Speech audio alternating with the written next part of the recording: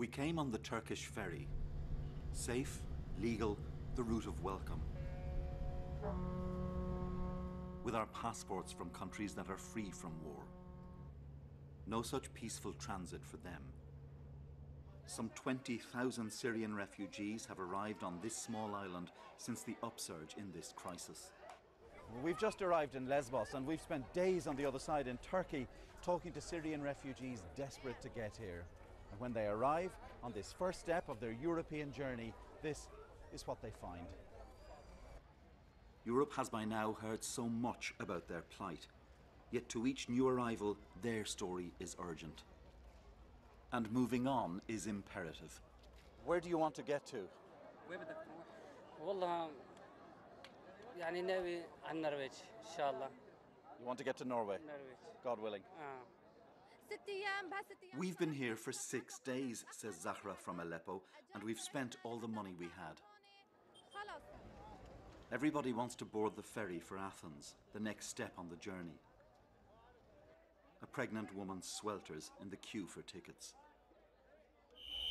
Well, you can hear the sound of police here keeping order, trying to keep order, shouting, "Keep a line."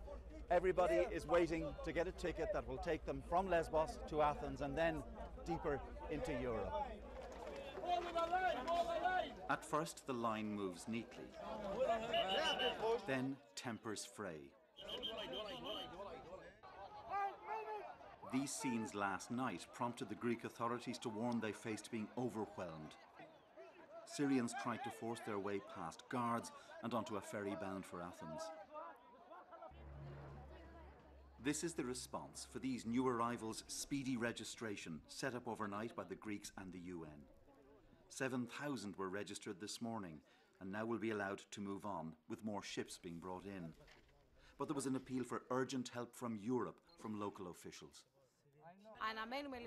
We are now waiting for the fast response from the European institutions because this issue is not a problem only for the islands, not only for Greece, but mainly a European and international issue and must be dealt with in that way.